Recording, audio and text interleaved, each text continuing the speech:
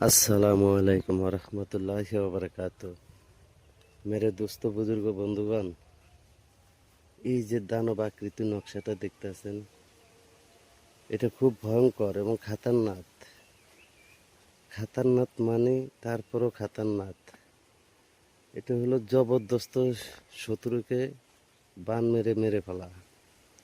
জবরদস্তি, যেমন যে শত্রু একটা এলাকার ভিতরে খুব মানুষকে জ্বালাতন করে, আইনের আওতায় তার বিচার পাওয়া যায় না, ঠিক আছে, শক্তিশালী শত্রু, ওই শক্তিশালী শত্রুকে মারার জন্য এই নকশাটা দিলাম।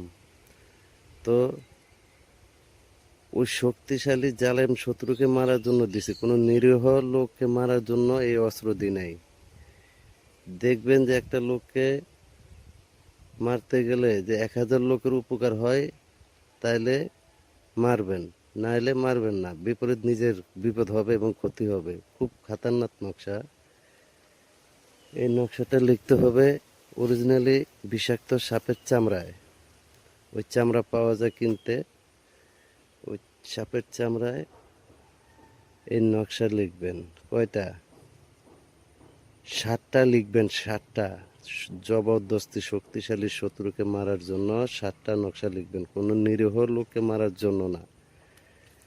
7টা নকশা লিখে ওই শত্রুর নাম আছে, রাশি আছে, মেজাজ আছে, শত্রুর বাবার নাম আছে, শত্রুর বাবার নাম দেয়া, শত্রুর নাম দেয়া, রাশির সাথে মেজাজ সেতারা মিলে তারপরে এই নকশা চালানি দিবেন। এই যে দানব আকৃতি নকশাটা, এই নকশার ভিতরে শত্রুর ছিঁড়াফাড়া পরনের বস্তু দিবেন এবং ছবি থাকলে ছবি ওই দানব আকৃতির চেহারায় ছবিটা ফিট করে দিবেন।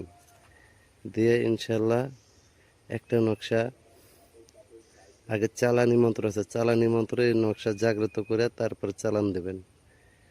এই নকশা, একটা নকশা, একটা তাবিজ আপনি কবরে গেড়ে দেবেন, একটা তাবিজ শ্মশানে গেড়ে দেবেন, আর একটা তাবিজ শত্রু যেখানে উৎপাত করে, মানে ওর এলাকায় যে কোনো চৌরাস্তায় গেড়ে দেবেন। ঠিক আছে, ইনশাল্লাহ খেলা দেখবেন কয় কারে। তারপরে বাকি থাকে কয়টা? 4টা। ওই 4টারে শত্রুর নামে রাশির সেতারা আছে, সেতারার সাথে মিলায়া আগুনে পোড়া দিবেন। শত্রুর জীবনটা পুরো বরবাদ হয়ে যাবে। ওর যদি শরীর বনও থাকে, বন ছিঁড়া ফাইরা সারখার হয়ে একদম ধ্বংস হয়ে যাবে। ধন্যবাদ। যদি বুঝতে কোনো সমস্যা আমার সাথে যোগাযোগ করবেন, আমি বুঝিয়ে দেবো পাড়ে পাড়ে ইনশাল্লাহ। আসসালামু আলাইকুম ওয়া রাহমাতুল্লাহি ওয়া বারাকাতুহু।